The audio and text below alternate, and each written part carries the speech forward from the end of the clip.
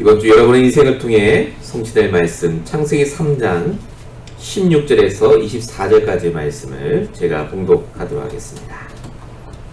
또 여자에게 이르시되 내가 네게 임신하는 고통을 크게 더하리니 네가 수고하고 자식을 낳을 것이며 너는 남편을 원하고 남편은 너를 다스릴 것이니라 하시고 아담에게 이르시되 내가 내 아내의 말을 듣고 내가 네게 먹지 말라 한 나무의 열매를 먹었은즉 땅은 너로 말미암아 저주를 받고 너는 내 평생에 수고하여야 그 소산을 먹으리라. 땅이 네게 가시덤불과 엉겅퀴를 낼 것이라. 내가 먹을 것은 밭의 채소인즉 내가 흙으로 돌아갈 때까지 얼굴에 땀을 흘려야 먹을 것을 먹으리니 내가 그것에서 취함을 입었습니다. 너는 흙이니 흙으로 돌아갈 것이니라 하시니라. 아담이 그의 아내 이름을 하와라 불렀으니 그는 모든 산자의 어머니가 됨이더라. 여호와 하나님이 아담과 그의 아내를 위하여 가죽옷을 지어 입히시니라.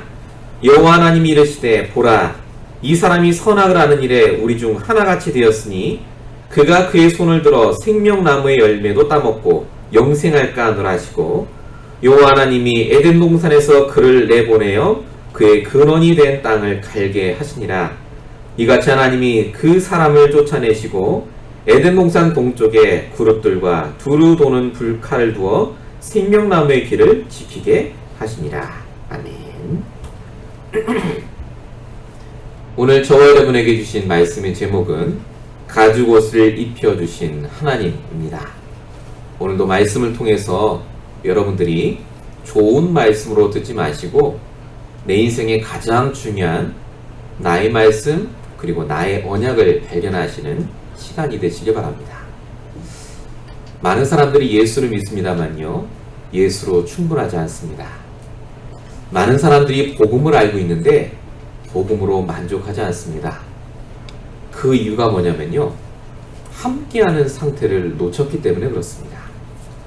열심히 교회를 다니고 성경을 많이 읽고 기도를 열심히 하면 하나님이 그걸 기뻐하실 줄로 착각합니다. 그런 행위 때문에 하나님이 기뻐하시는 게 아니라 하나님은 내가 하나님과 함께한 그 상태 때문에 기뻐하십니다. 지금 한국도 대선이 끝났습니다. 새로운 대통령이 들어서면서 갖가지 정책들 좋은 방향으로 가는 것 같습니다.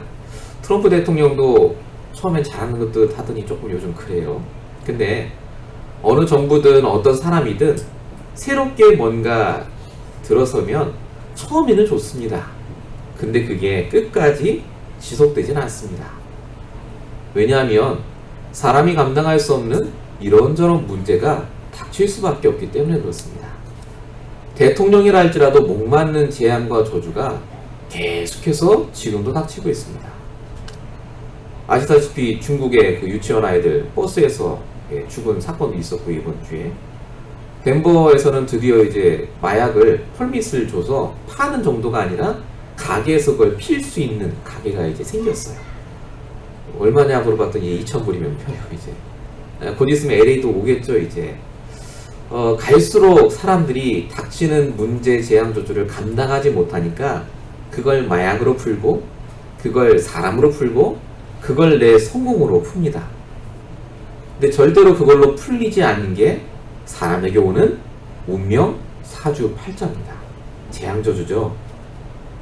처음 인간을 만드셨을 땐 이런 문제들이 하나도 없었습니다. 왜냐하면 하나님이 함께 하셨기 때문에 그렇습니다. 그래서 저와 여러분이 나에게 오는 문제의 가장 근본은요, 내가 하나님과 함께하지 않을 때 오는 문제입니다. 사람들이 열심히 안 해서 문제를 당하는 게 아니라요, 하나님 없이 열심히 하니까 문제를 당하시는 겁니다. 그러니까 내 노력으로 그걸 계속 넘어서셔야 돼요. 더 열심히 공부하고 더 열심히 수고하고 더 열심히 돈을 버는데 문제와 저주는 계속해서 옵니다. 그래서 저와 여러분이 하나님과 함께하는 인도를 받으셔야 돼요. 그걸 다른 말로 성령 인도라고 합니다. 하나님과 함께할 땐 문제가 안 온다가 아닙니다. 문제가 와도 괜찮아요. 넘어설 수 있습니다. 그걸 다른 말로 성령 충만이라고 합니다. 그래서 복음은 이상하거나 신비주의에 있는 불건전한 것이 절대 아닙니다. 하나님과 함께하면 당연히 복음이 이해가 되고요. 가장 정상적으로 살 수밖에 없게 되겠습니다. 오늘 본문의 아담하와가 이 함께하는 상태를 놓쳐서 오늘 저주를 당했습니다. 일반 교회 이렇게 설교를 들어보시면요, 이 본문을 뭐라고 하냐면 아담하와가 하나님의 말씀을 어겨서 저주받고 벌받은 걸로 표현합니다. 결론이 뭐냐? 하나님 말씀을 잘 지키고 잘 듣자 이겁니다. 근데 그 말이 아닙니다. 오늘 이 말씀은 저주를 하시고 벌을 내리는 말씀이 아니라요, 오직 복음을 말씀하시는 장면입니다. 첫 번째입니다. 사람에게 하나님이 고통과 수고가 있을 거라고 말씀하셨습니다. 창세기 3장 1절부터 5절까지 내가 하나님처럼 되려고 하나님이 먹지 말라고 한 선악과를 먹은 그 순간부터 말씀을 놓친 상태 있게 됐습니다. 아담하와가요. 그 이후로 여자에게 고통이 먼저 옵니다. 그게 본문 16절입니다. 또 여자에게 이르시되 내가 내게 임신하는 고통을 크게 더하리니 내가 수고하고 자식을 낳을 것이며. 이게 하와에게만 내리는 벌이 아닙니다. 그 다음에 올 모든 여성들에게도 똑같이 해당되는 고통과 수고입니다. 아이를 낳는 게 축복이지 않습니까? 지금 여기서 말씀하시는 것은 아이를 낳을 때 생기는 고통을 말하는 게 아닙니다. 아이를 낳은 이후에도 계속해서 고통하고 수고하고 그 아이 때문에 매이셔야 돼요. 모든 여성들에게 공통적으로 내려오는 저주입니다. 근데 사실은 하나님이 처음에 여자에게는요, 창세기 1장 28절에 특권을 주셨어요. 어떤 특권입니까? 생육하고 번성하고 충만한 특권이요. 자식을 많이 낳고 그 자식들로 인해 내가 복을 받고 행복하게 살도록 축복하셨는데 딱 하나, 하나님과 함께하는 그 축복을 놓친 그때부터 아이를 낳는 게 고통이 됐습니다. 아이를 기르는 게 저주가 됐어요. 뿐만 아니라 그 뒤에 16절 후반부에 뭐라고 나오죠?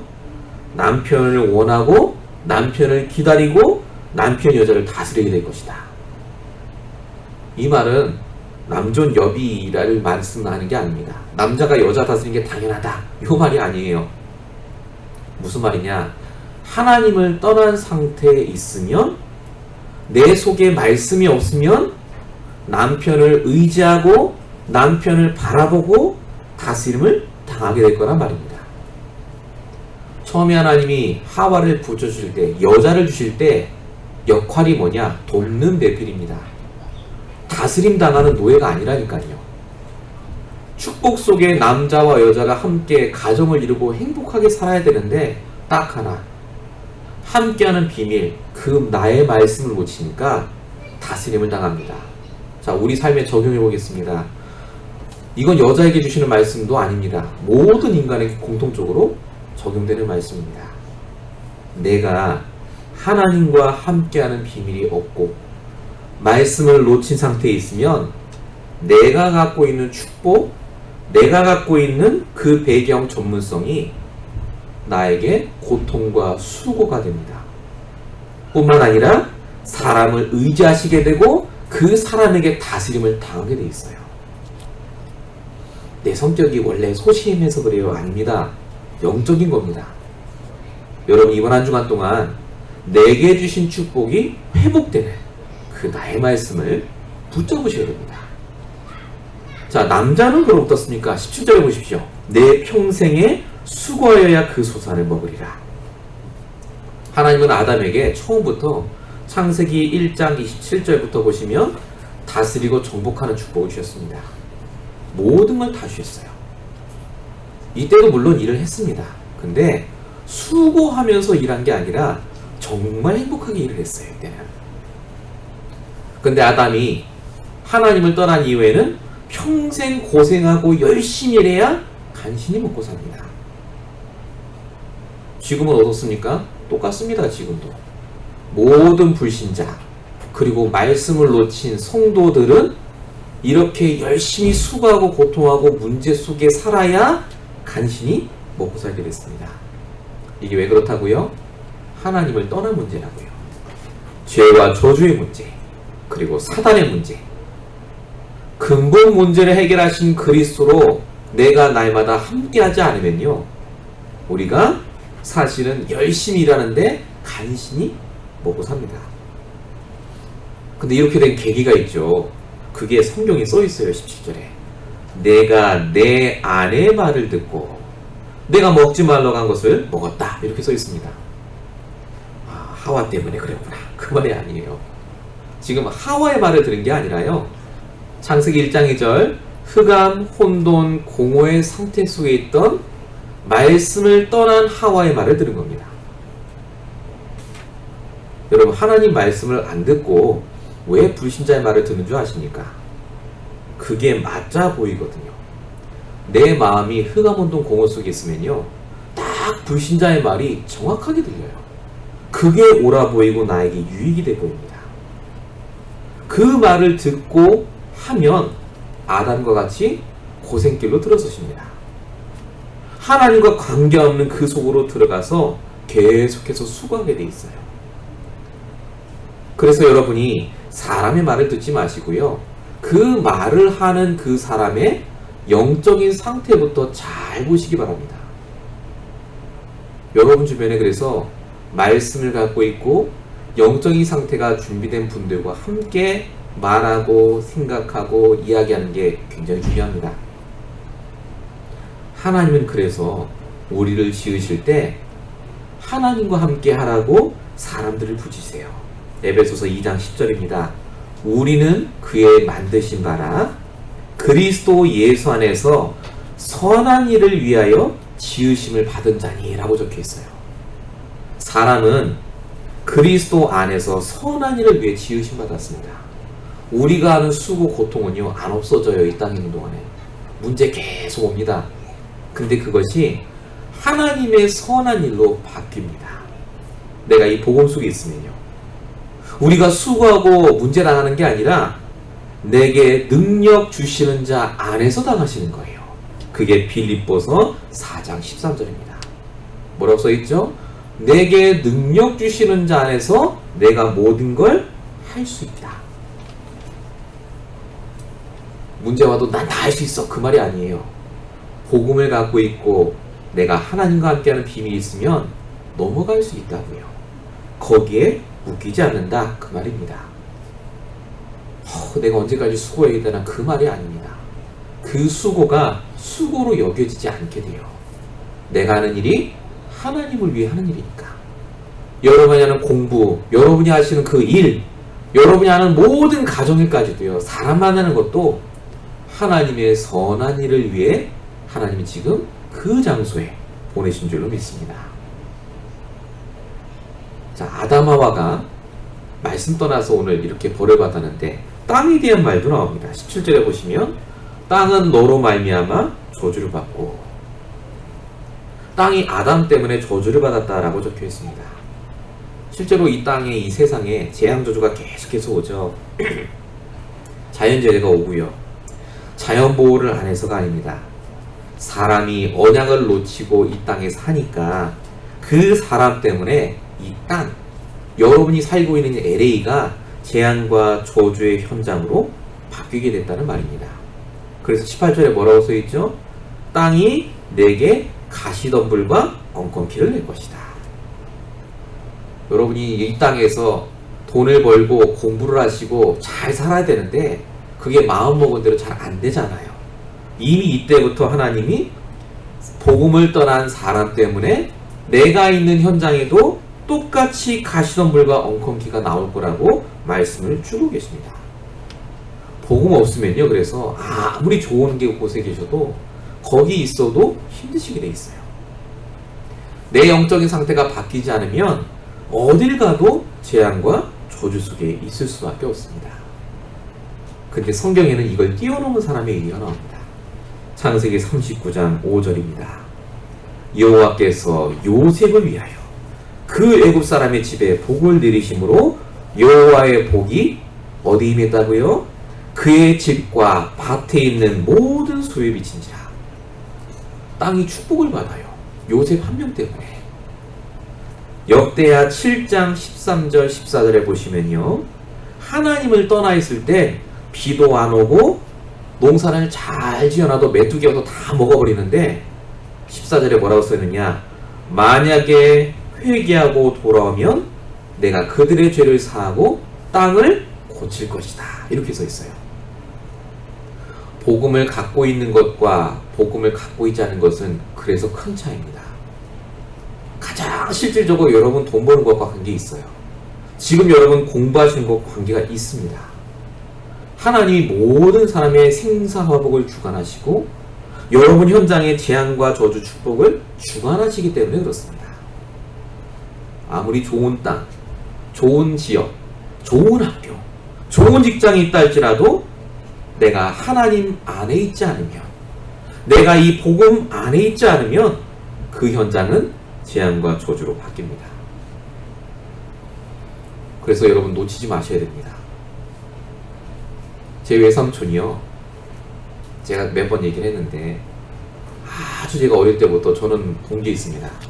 시장에서요, 제일 목이 좋은데 고추 장사를 하셨어요. 고추 장사가 처음엔 조그맣게 하셨는데 이게 점점 장사가 커지니까요, 잘 되셨어요. 돈을 얼마나 잘 버셨는지요. 그 집 아이들은 이제 가면은요, 항상 새 신발이 있어요. 그리고 가게를 넓힐 때마다 항상 무당을 불렀습니다. 얼마나 절을 많이 다니시고 굿을 많이 하셨는지요, 제가 아직도 기억을 해요. 돼지머리 갖다 놓고요, 무당에 퐁퐁 끼워요. 이렇게 칼 위에서 실제로 그 시장 바닥에서 그래요. 저는 그때 굉장히 어릴 때입니다. 지금 원빈이만 할 때인가요? 신기한 거 좋다고 봤어요. 이렇게 잘한다면서. 그때 모르니까. 그 집으로 들어가면요, 문 앞에 부적이 딱 있어요. 바닥에 부적 있고 들어가면 냉장고 안에도 부적 있고요. 진짜 부적이 다 있었어요. 비계 안에, 뭐 이불 안에. 저 사람들은 저렇게 사나보다 했는데 너무너무 장사가 잘 돼요. 점을 봐주는 무당이요, 몇십만 원 들고 점을 보면요, 너무너무 잘 되는 거예요. 진짜 그대로 되니까. 자, 근데 가게가 어느 정도 커지다가요, 결정적인 순간에 그 무당이 시킨 대로 했는데 망했어요. 또 찾아갔더니 무당이 부모 묘를 잘못 써서 그렇다 해갖고요, 소금을 뿌리려고 오랬더래요. 소금 뿌리고 왔는데 더 안 돼요. 결국은 그 가게 망했습니다. 그 다음에 뭐 하셨냐면요, 건설 그 회사에 들어가셨어요. 건설하시는 분이 아닌데 연결이 돼서 이렇게 부동산 업자 같이 연결을 시켜주면 돈을 받는. 제가 아직도 기억을 해요. 제가 이제 국민학교 때죠. 그때는 오셔서 저희 집에 오셔서 뭐라고 하냐면, 조금만 기다리는 거예요. 자기가 지금 아파트를 하나 분양받아갖고 이걸 사람들한테 이렇게 소개를 해줘갖고 돈이 떨어지는데 많이 벌 거라는 거예요. 뭐 억 수준으로 얘기해요. 몇억 번다. 그때 기대했죠. 저는 좋은 장난감 사줄까 보다. 아닌걸요. 보니까요, 몇 년이 지나도 돈을 못 받고요, 결국은 법정에 가서 그 돈을 하나도 못 받았어요. 분명히 좋은 직장 가셨거든요. 나왔어요. 거기서도. 그 다음 뭐 하셨느냐, 한전 있습니다. 한전, 한국전력 건물 그 본사 앞에 식당을 하셨어요.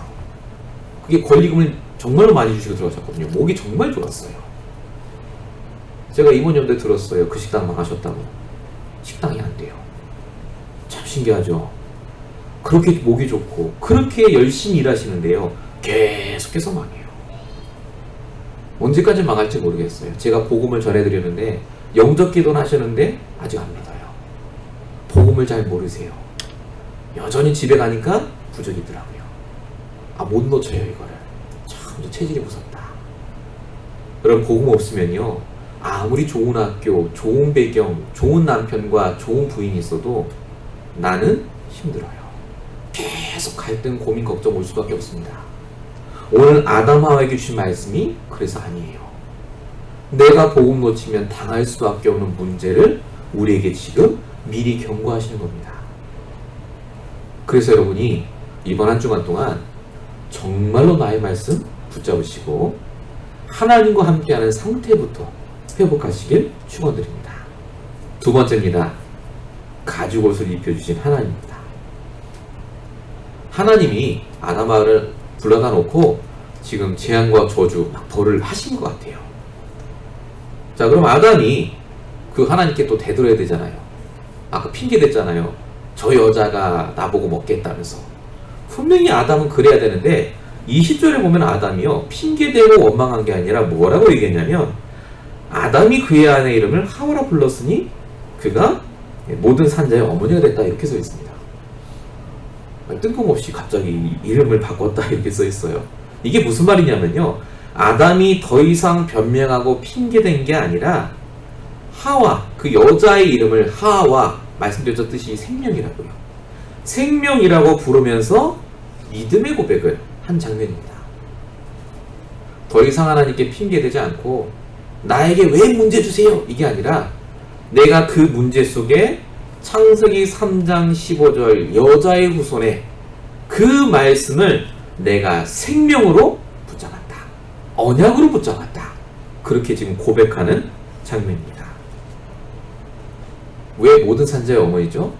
그 생명이라고 불렸던 하와를 통해서 나중에 메시아 그리스도가 오실 거기 때문에 아담은 처음 인간이지만요 몇 천년 후에 오실 그 그리스도를 바라보고 오늘 생명이라고 고백한 겁니다. 이름을 바꿨어요. 아담은 아내 이름을 부를 때마다 그래서 복음을 떠올렸습니다. 여자의 후손으로 오실 그리스도. 불신앙할 때마다 생명, 하와 이거 부르단 말입니다. 이스라엘 사람들은 이름을 통해서 자기 믿음의 고백을 합니다. 이스라엘의 전통입니다. 대표적인 게 창세기 32장 28절에 있는 야곱이 이스라엘로 이름이 바뀐 겁니다. 여러분 야곱의 이름은요 발 뒤꿈치를 잡은 자 이겁니다. 원래 야곱이 그렇게 태어났어요. 쌍둥이 형. 근데 이 말이 조금 변형이 돼서요 부정적인 의미로 사용됐습니다. 딴지 거는 사람 이거예요. 약탈하는 사람. 우리식으로 말하면 깡패입니다. 깡패. 건달이에요. 야곱 그러면 건달이라 깡패라. 이름이 그거예요. 야곱이. 근데 그 야곱이 진짜 인생이 그렇게 풀렸어요. 외삼촌 집에 가서 자기 이름대로 깡패 짓을 했어요.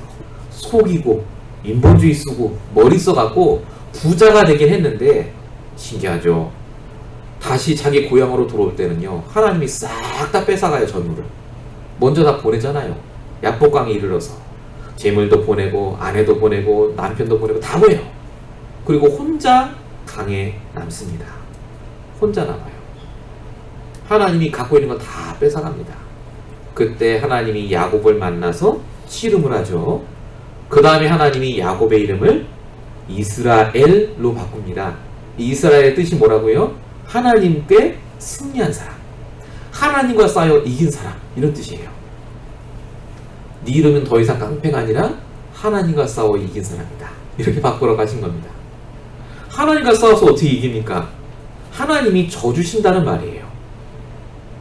무슨 말이냐면요 야곱이 어떤 기도를 해도 내가 져주겠다는 말입니다. 들어주겠다. 네가 언약을 붙잡고 있기 때문에. 그래서 야복강 사건이 없었으면 야곱은 여전히 야곱으로 살아야 되는데 이스라엘의 삶으로 바뀌었습니다. 아담은 에덴 동산에서 쫓겨난 게 가슴 아픈 상처로 남을 수 있을 것 같지만 사실 아닙니다. 하와라고 하는 생명의 언약을 붙잡는 귀한 과거의 축복이 됐어요.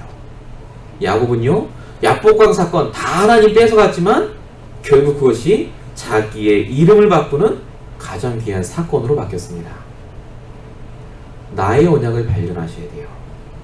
문제는 나의 언약을 발견하라고 주시는 시간표입니다.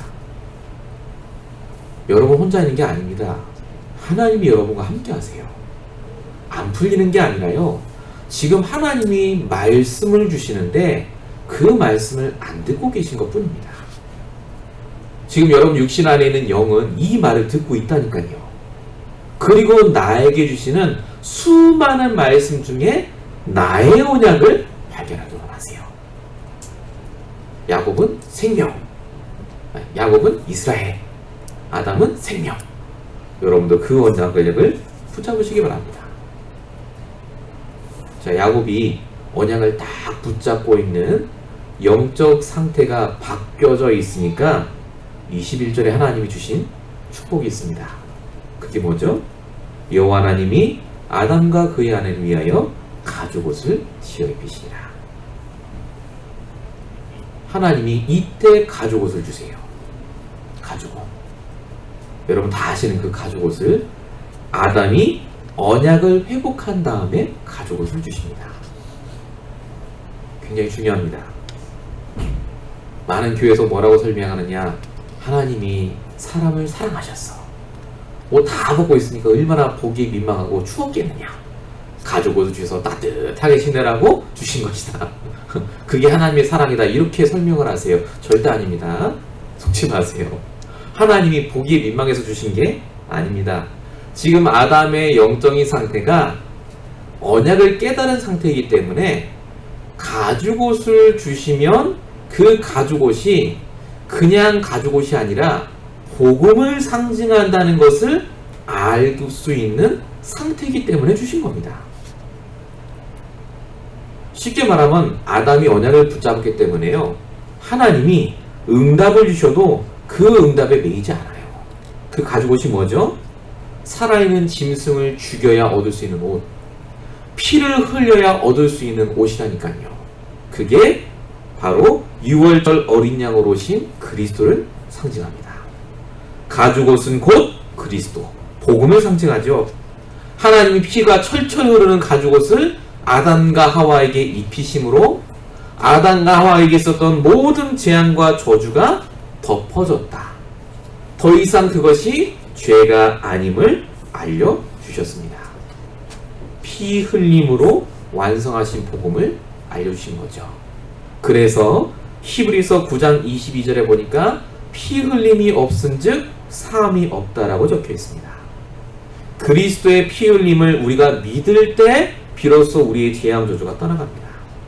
요한복음 14장 6절입니다. 피 흘리심으로 십자가에서 하나님 만나는 길을 여셨습니다. 내가 곧 길이요 진리요 생명이에요. 여러분의 문제는 사람으로 해결될 문제가 아니고 공부로 해결될 문제도 아니고 돈으로 해결될 문제가 아니라 그 그리스도로만 유일한 길로 빠져나올 수 있습니다. 요한서 3장 8절 피 흘리심으로 마귀의 일을 완전히 멸하셨습니다.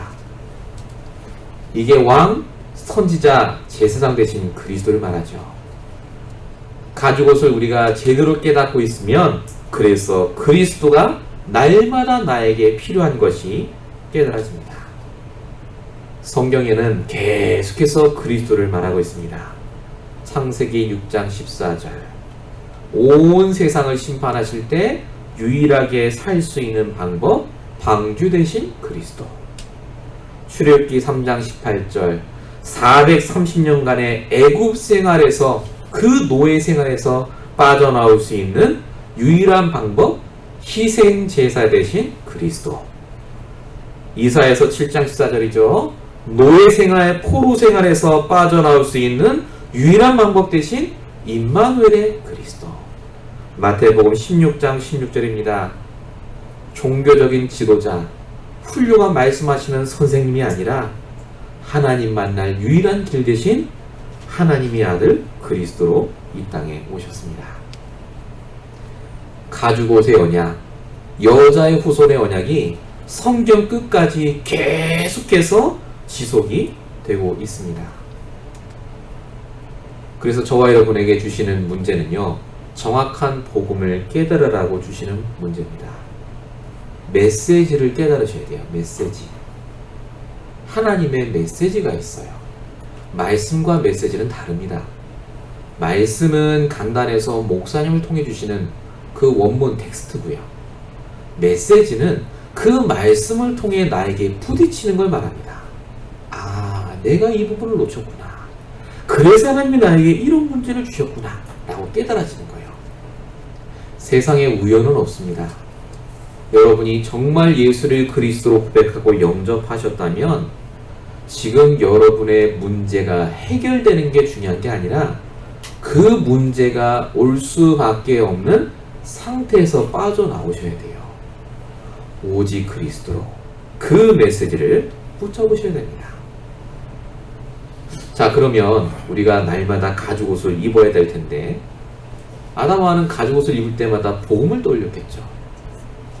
근데 그 가죽옷이 영원하지 않습니다. 가죽옷을 그럼 계속 만들 때마다 짐승 죽게 되잖아요. 또 있고 또 있고. 지금 사는 우리에게는 그래서 하나님이 가죽옷을 주신 게 아니라 그리스도의 옷을 입으라고 하셨습니다.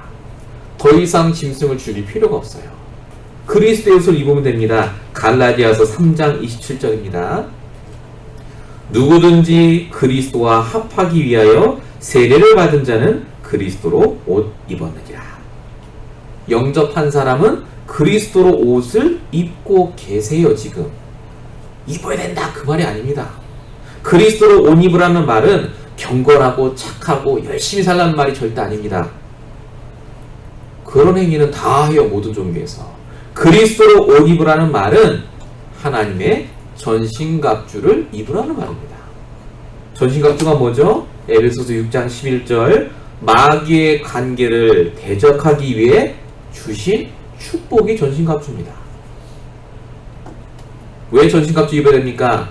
말세에 사람과 사건 뒤에 역사는 문제 뒤에 있는 흑암과 싸워야 되기 때문에. 그래서 그 전신갑주의 가장 키는 바로 복음입니다. 그래서 사단과 싸우려고 신으로 물러자 이거는 이상한 거예요. 병원 가셔야 돼요. 그러면 빨리. 그거 아닙니다. 전신갑주를 입고 계시면 돼요. 성경에는 뭐라고 써있느냐? 에베소서 6장 11절 전신갑주를 입으라. 13절에는요 전신갑주를 취하라 이렇게 써있어요. 매일마다 내게 주신 복음으로 입으시면 돼요. 매일마다 복음으로 나에게 충분해지도록 취하시면 됩니다. 그래서 정확한 복음을 나의 것으로 만드는 것이 가장 중요합니다. 나의 가죽옷. 이번 주에 여러분에게 주신 언약입니다. 여러분이 주신 나의 가죽옷, 나의 그리스도의 옷이 있어요. 그걸 붙잡고 있을 때 비로소 하나님의 사랑이 깨달아집니다. 아, 내가 문제 속에 있는 게 아니라 문제와 진노 속에 있는 것 같은데 그게 오히려 나를 하여금 삶의 수고를 덜어주시는 거구나 이렇게 깨닫게 하십니다. 하나님이 아담과에게 오늘 벌을 주시는 게 아닙니다. 하나님의 징계의 말씀 속에 하나님의 사랑이 들어있어요. 진노 중에 하나님의 사랑이 나타나십니다. 19절 보세요. 네가 흙으로 돌아갈 것이다. 이게 죽는다는 얘기 아닙니까? 아니, 죽는 게 무슨 사랑이에요 그게. 근데 이게 사랑입니다. 왜 이게 사랑입니까? 축복이고 하나님을 떠난 상태에서 영원히 살면요 안 죽고 계속 살면요 그게 저주입니다. 계속해서 그 속에서 계속해서 죽어야 돼요. 못 빠져나옵니다. 그래서 하나님이 그 저주를 영원토록 겪도록 놔두지 않고 다시 흙으로 돌아가게 하신 겁니다. 그리고 그 이후에 우리를 천국으로 모시고 이후에 부활하도록 하나님이 우리를 축복하십니다. 그래서 요한계시록 14장 13절에는 주 안에서 죽는 자들은 복이 있다라고 적혀 있습니다. 성경은 천국을 강조하지 않습니다. 대부분 교회 다니는 분들이 교회 다니다가 죽으면 천국 간다 그러잖아요. 그거 아닙니다. 그건 당연한 거고요. 성경은 천국을 강조하는 게 아니라 부활을 강조합니다. 그게 고린도전서 15장 52절부터 53절까지도 써 있습니다. 죽은 자들이 썩지 아니하고 다시 살아나고 우리도 변할 것이다.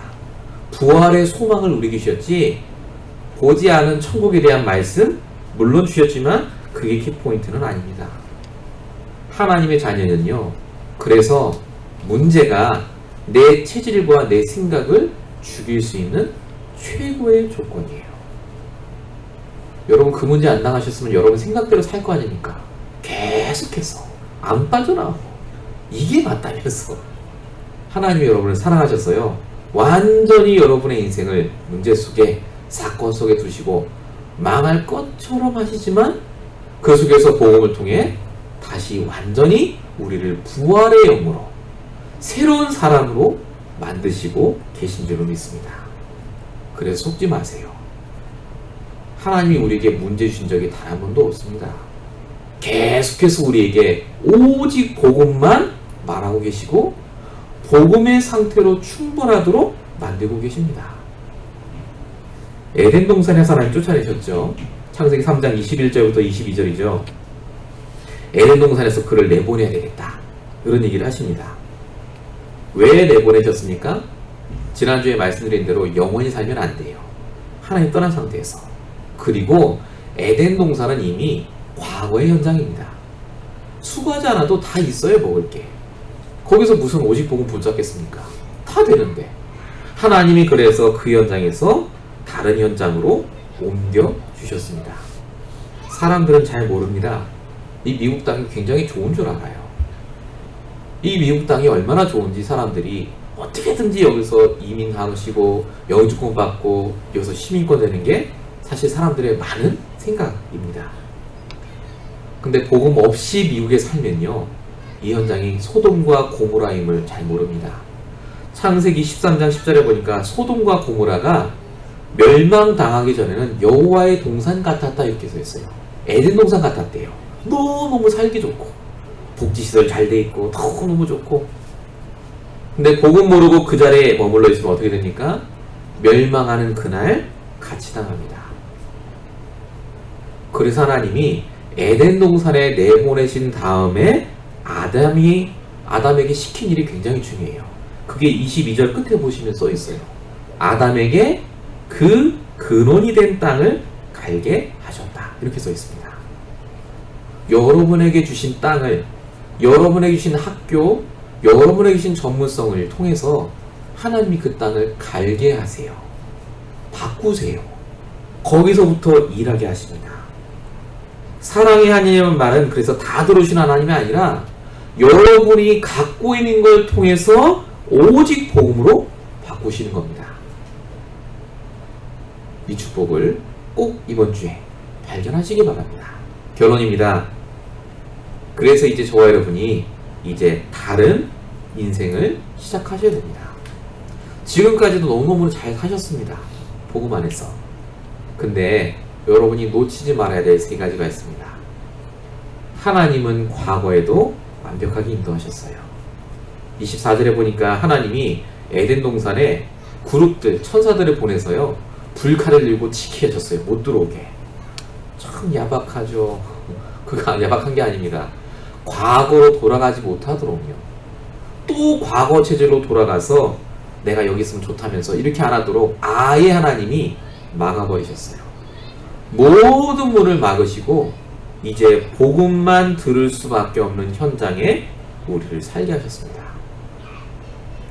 과거에 받은 축복, 과거에 있었던 문제는 하나님께 기도하시고 답을 발견하시고 응답받으셔야 될 것이지 그 과거에 매여 사시면 안 됩니다. 복음을 통해 오늘도 나를 갱신하고 도전하시길 하나님은 원하세요. 두 번째가 하나님은 오늘도 역사하십니다. 아담과 하와에게 하나님이 가죽옷을 주셨죠. 그 가죽옷이 지금 우리에게 그리스도의 옷으로 날마다 하나님이 주고 계십니다. 여러분 내일부터 이제 현장 가십니다. 학교로, 직장으로, 또 여러분 사시는 가정으로요. 여러분에게 주신 그 그리스도의 옷을 상징할 그 나의 말씀을 발견하시기 바랍니다. 매일마다 나의 오늘의 말씀 있으셔야 돼요. 정말 부탁드립니다. 성경 구절이라도요, 하루에 하나씩이라도 꼭 보시기 바랍니다. 정말 말씀 없는 사람은요, 어쩔 수 없습니다. 사람 말에 넘어갈 수밖에 없어요. 사단이 주는 그 시험에 당장 빠집니다. 하나님의 계획을 절대 못 깨닫게 되어 있습니다. 하나님은 오늘도 지금 나와 함께 하시고 역사하고 계세요. 마지막 세 번째로, 하나님은 미래도 축복하실 수밖에 없습니다. 왜 그렇죠? 자녀니까요. 내 새끼가 굶주리고 있는데 너 알아서 살아. 그거는 친부모가 아니겠죠. 하나님께서 지금 미래에도 여러분이 축복 받아야 되기 때문에 지금 준비시키고 계세요. 미래는 하나님 손에 있습니다. 여러분 뜻대로 되는 게 절대 아닙니다. 전 성공할 거예요. 죄송합니다. 그거는 당신 사정이 아니에요. 열심히 한다고 성공할 것 같습니까? 미국에 오래 산 분도 한번 물어보십시오. 그렇게 해서 다 성공할 것 같으면 전부 성공했어야 돼요. 아닙니다. 지금까지 나를 인도하신 하나님이 내 과거, 현재, 미래를 통해 역사하고 계세요. 하나님은 축복된 계획을 갖고 미래에 응답 주실 줄로 믿습니다. 이 축복을 누리시고 응답 받으시길 예수로 축원드립니다. 제가 기도하고 마치겠습니다. 살아계신 하나님 감사합니다. 오늘도 우리에게 성취될 말씀을 주시고 가죽 옷을 우리에게 입히셔서 날마다 우리에게 하나님이 원하시는 오직 복음을 깨닫게 하시고 그리스도로 충분한 상태 속에 있게 하심을 감사합니다. 나의 모든 문제와 환경 속에서 핑계하지 않고 변명하지 않고 오늘도 말씀을 통해 하나님의 정확한 계획을 발견할 수 있도록 우리의 눈을 열어 주시옵시며 정말로 이 시간 주신 말씀 그대로 우리의 과거, 현재, 미래를 통해 우리의 현장과 우리의 가정과 우리의 모든 직장이 바뀔 수 있도록 주님께서 역사해 주시옵소서. 하나님께서 한 주간 동안도 우리 모든 성도의 삶 가운데 함께 하실 줄로 믿사오고 우리 원하신 예수 그리스도로 감사하며 기도했습니다. 아멘.